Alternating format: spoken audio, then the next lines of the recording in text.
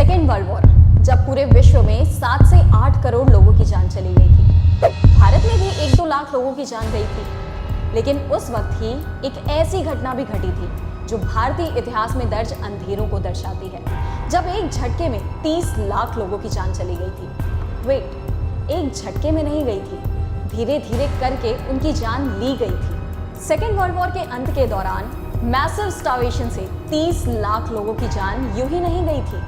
The deaths were engineered. और आज इस वीडियो में हम बात करेंगे इतिहास के इन काले पन्नों की, जिनके हर पहलू पर कोई बात नहीं करता, कोई नहीं कहता ये बेबाक सच कि कौन जिम्मेदार था उन मौतों के लिए। बंगाल फेमाइन, एक ऐसी ऐतिहासिक घटना जिसे सोचकर आज भी रूहें कांप जाती हैं। एक ऐसा दौर जब सड़कों पर लाशें पड़ी होती थी, often referred as the living skeletons. एक ऐसा दौर जब किसान खेती तो करता लेकिन उपज नहीं होती, मजदूरी करता लेकिन खाने को नहीं मिलता, पैसे नहीं, घर नहीं और अब खाने को भी नहीं। एक मजबूर किसान कितना सहता, और केवल वो नहीं, उसका पूरा परिवार इसी से गुजर रहा था। ना सिर्फ एक परिवार, पूरा का पूरा गांव इसी से गुजर रहा था।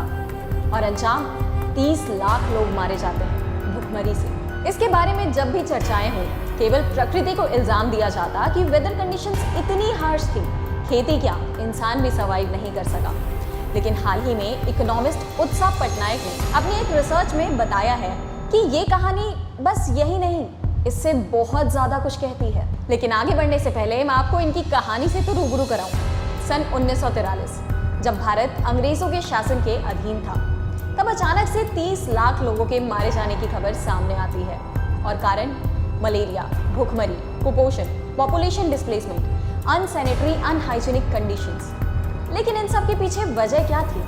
इस दौर में कहीं सूखा पड़ा था तो कहीं साइक्लोन्स थे, कहीं फ्लड्स थे। और क्योंकि तभी सेकेंड वर्ल्ड वॉर भी खत्म हुआ था, तो फूड सप्लाईज भी डिसरप्टेड थी। लोग कहीं खाने की तलाश में तो कहीं ब्रिटिश इंडियन आर्मी ज्वाइन करने के लिए डिस्प्लेस हो रहे थे। लोगों ने अपना घर बार सब बेच दिया और बेघर माइग्रेंट्स बन गए। उस वक्त जिन पर सबसे ज्यादा प्रभाव पड़ा था वो थे आज के बांग्लादेश, वेस्ट बंगाल, उड़ीसा और ईस्टर्न इंडिया में रहने वाले लोग, क्योंकि तब भारत अविभाजित था। पर ये सब सिचुएशंस आई ही क्यों? इन सब परिस्थितियों के लिए ये वर्ल्ड वॉर कहीं ना कहीं बहुत हद तक जिम्मेदार था। मिलिट्री के लिए फुल फ्लेजेड फाइनेंसिंग ने देश में महंगाई बहुत ज्यादा बढ़ा दी थी। लोगों को पहले पेमेंट के तौर पर अनाज भी मिलता था, लेकिन अब महज कुछ पैसे दिए जाने लगे। और इस वर्ल्ड वॉर के बाद इन्फ्लेशन इतने पीक पर था कि वो पैसे कहीं नजर भी नहीं आते। सिचुएशंस तब एस्केलेट हो गई जब जापान ने म्यांमार पर कब्जा किया। अब म्यांमार से आने वाले राइस इंपोर्ट्स भी बंद हो गए, अनाज की भारी कमी हो गई। और तब गवर्नमेंट ने फूड स्टफ स्कीम तो दी, लेकिन केवल उन लोगों को जो ब्रिटिश आर्मी का हिस्सा थे या फिर सिविल सर्वेंट्स थे, एसेंशियल वर्कर्स थे। जो बेघर थे उनके पास तो कोई उम्मीद भी नहीं बची थी। ये तो था इनका बैकग्राउंड। लेकिन अब हम आपको इंट्रोड्यूस कराते हैं उन कहानियों से जिनकी बात कोई नहीं करता, बस प्रकृति को ब्लेम कर अपना पलड़ा झाड़ लेते हैं। नॉर्मली भारतीय किसान 15 से 20% अपनी उपज का अंग्रेज सरकार को देते थे, वो भी क्यों? आपदा काल के लिए। लेकिन तब भी अपनी उपज का 85% का स्वामित्व उनके पास होता था। लेकिन 1765 में हुई इलाहाबाद की ट्रीटी, जिसने अचानक से ही हालात बदल दिए, जज्बात बदल दिए। तब शाह आलम II और ब्रिटिश सरकार के बीच हुई इस ट्रीटी के तहत बंगाल, उड़ीसा, इन सब के दीवानी राइट्स ब्रिटिश सरकार के पास चले जाते हैं। और अब इन एरियाज में ब्रिटिश सरकार ही टैक्स कलेक्ट करेगी। और इस नई रिजीम के लागू होते ही टैक्स रेट्स 20% से बढ़ाकर 50% कर दी गई, क्योंकि ब्रिटिश सरकार को तो बस एक ही चीज दिखाई देती है, प्रॉफिट एट एनी कॉस्ट।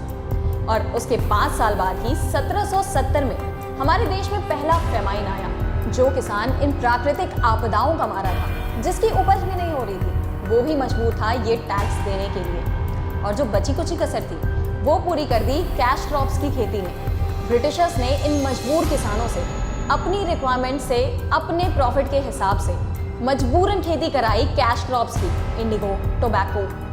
अब इन किसानों के पास खाने को कुछ भी नहीं बचता और इनकी मौत हो जाती। 1873 जब एक बार फिर ये फेमाइन आया, लेकिन तब सर रिचर्ड टेम्पल ने इन किसानों की जिंदगी की बागडोर संभाल ली, उनके फेवर में पॉलिसीज बनाई, इंपोर्टेड ग्रेन्स की सप्लाई भी की। लेकिन ये अंग्रेज कब तक भारतीय किसानों को सर्व करते? सर रिचर्ड टेम्पल को भी काफी क्रिटिसिज्म फेस करना पड़ा और आखिरकार ये मजबूर किसान नेचुरल कैलेमिटीज की भेंट चढ़ गए। एक बार फिर वो लाशें, फिर वो कंकाल के ढेर सामने आए। लेकिन द बिगेस्ट डिप्रेशन, जब सॉइल में मॉइस्चर न के बराबर हो गया था, उसकी पूरी फर्टिलिटी ही खत्म हो गई थी और उपज होनी ही बंद हो गई थी। सन 1943 का बंगाल फेमाइन। वर्ल्ड वॉर 2 में जब जापान ने म्यांमार पे कब्जा कर लिया था, वहां से लाखों की संख्या में रेफ्यूजीज इंडिया में आ रहे थे। तब बंगाल में भुखमरी ही नहीं, मेडिकल फैसिलिटीज से लेकर के जगह तक की क्राइसिस बढ़ गई थी। और जो बंगाल के नेटिव्स थे, उन्होंने एक बार में 2-2 महीने का राशन खरीद लिया फूड स्कार्सिटी के दर से। अब फूड प्राइसेस पीक पर थे, बर्मा से फूड की सप्लाई बंद हो गई थी और जो पुराना स्टॉक था वो भी विंस्टन चर्चिल ने सीलोन, सऊदी अरेबिया और साउथ अफ्रीका भिजवा दिए, क्योंकि इन जगह पे ब्रिटिश सोल्जर्स उस वक्त फ्रंट एंड पे ये वॉर लड़ रहे थे। यही नहीं, चर्चिल ने जापानीज अटैक्स के डर से डिनायल पॉलिसी लागू कर दी। सभी तरह के कम्युनिकेशंस, ट्रांसपोर्टेशंस बंद कर दिए गए, बोटमैन से उनकी बोट्स छीन ली गई। अब सभी तरह का अनाज का आदान प्रदान बंद हो चुका था, फूड मार्केट में अफोर्डेबल नहीं था और किसान से लेकर फिशरमैन तक सबकी लाइवलीहुड का जरिया छीन लिया गया था। जैसे जैसे जापानीज फोर्सेस बर्मा से इंडिया की ओर बढ़ रही थी, बंगाल में भी मिलिट्री प्रेजेंस बढ़ने लगा। मिलिट्री कैंप्स बनाने के लिए लोगों को बेघर किया जाने लगा और बढ़ते फेमाइन को देखते हुए ब्रिटिश सरकार ने एक बार फिर डिवाइड एंड रूल पॉलिसी को अपनाते हुए हमारे देश को 2 हिस्सों में बांट दिया। एक और वो थे जिनके पास घर बार पैसे सब कुछ था और कुछ फैसिलिटीज ब्रिटिश सरकार ने भी मुहैया करा दी, तो दूसरी ओर वो थे जो गरीब थे, जिनके पास अब कुछ भी नहीं बचा था, जो अपना सब कुछ हार चुके थे। अब उनके पास भी सर्वाइवल के लिए कोई चारा नहीं बचा था।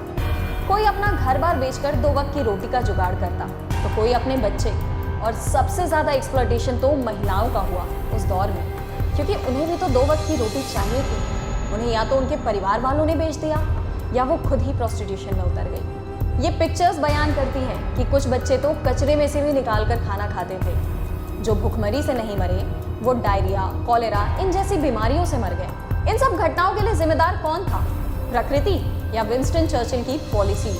मधुश्री मुखर्जी का कहना था कि चर्चिल के कैबिनेट को लंदन से कई बार वार्निंग आ चुकी थी कि इंडियन रिसोर्सेज का एक्सप्लॉयटेशन भुखमरी में रिजल्ट कर सकता है, लेकिन उन्होंने किसी की भी एक नहीं सुनी। चर्चिल का ये बयान कि फेमाइन और no famine, Indians will breed like rabbits, हर इंडियन का खून खौला देता है।